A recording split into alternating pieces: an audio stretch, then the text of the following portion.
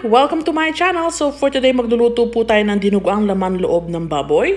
So ito po mabibili nyo sa palengke. Malinis na po siya, pero lilinisin pa rin natin siya ulit para makasigurado po tayo na talagang wala po siyang lansa, wala siyang anything na amoy pag atin niluto. So ito po yung mga sangkap na kailangan natin. Ayan po yung bituka ng baboy. And then meron tayong fresh na dugo, sibuyas and bawang, luya. Ito po yung gagamitin ng pagpapakuluan po natin ng bituka. Nakalagay na po sa description box below. Kindly check na lang po. And then meron tayong siling pangsigang. At ito pong cooking oil, fish sauce, vinegar, magic sarap optional, black pepper. So yan lang po yung kailangan natin for our ulam for today. So let's start in cleaning.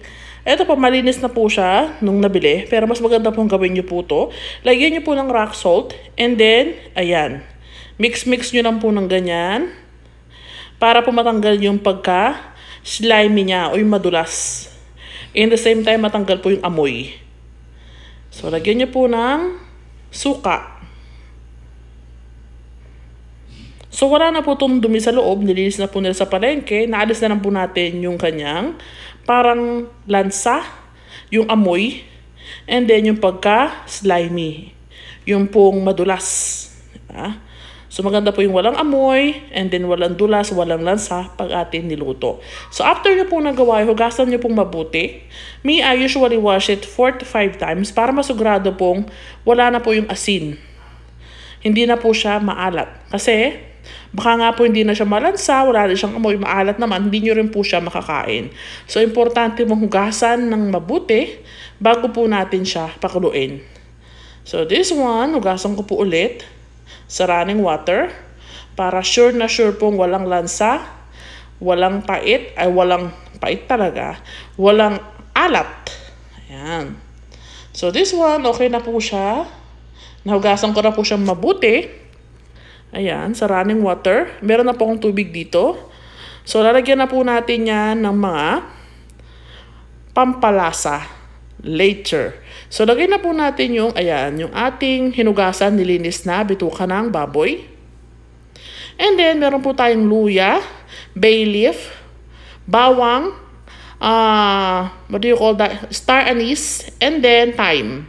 Pag wala po kayong thyme, kahit wala na po yan, pwede naman po. Kahit luya, bawang lang po, it will do, and laurel. Naglagay po ako ng unting asin para po pag naluto siya, may lasa na rin siya. So, papakuluan lang po natin to hanggang lumambot po yung ating bituka na niluluto. Around 10 to 15 minutes po siguro. So, this one is already okay. Ayan. Okay na po to. So, hahanguin ko na po to. And then, hugasan ko po ulit. And then, hihiwaan. Or hihiwain. Talagang hiwaan. Hihiwain. So, this one, mag-isa na po ako ng luya. Unti lang po yung nilagay kong luya, pampatanggal na lansa. And then, after po niya, lagay po natin yung bawang. Saute po natin na mabuti. Palabasin yung lasa and yung kanyang aroma. After that one, sibuyas.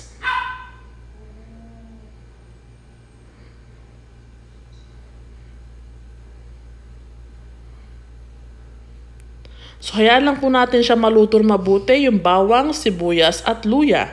Huwag na pong masunog, yung katamtaman lang po. And then, ito na po yung mga naluto natin na bituka ng baboy. Hiniwa ko na po sa maliliit na hiwa. Hinugasan ko po ulit. Oh, I'm sorry. Umikot ang aking cam. Sorry. Talagang umikot-ikot. Ayusin ko lang po, sandali lang po. Ayan. Focus natin ulit.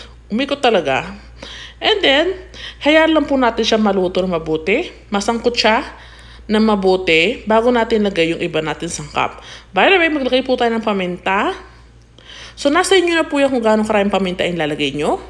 And then, a little bit of seasoning.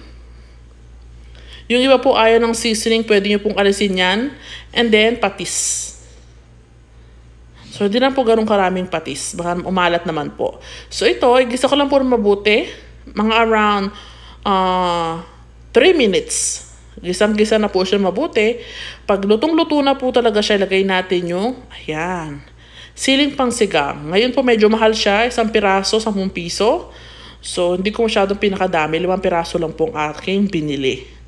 Importante pa rin po kasi kahit mahal ang bilihin, kailangan pa rin bilhin yung mga sangkap.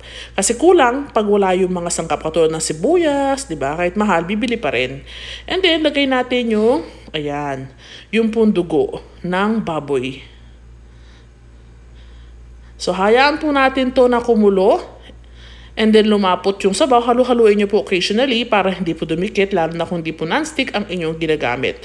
And then, lagyan po natin na a little bit of vinegar. And then mix. And then hayaan ko po itong kumulo. Mahina lang po yung apoy, huwag masyadong malakas.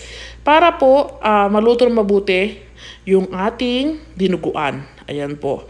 Ayan, malapot na po siya. So after mga 10 to 12 minutes na mahina ang apoy, lumapot na po siya. Ayan.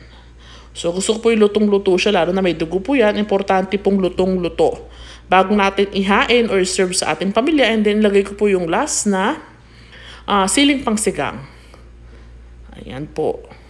So this one, tikman nyo po kung may kulang pa sa inyo na lasa or sakto na po siya.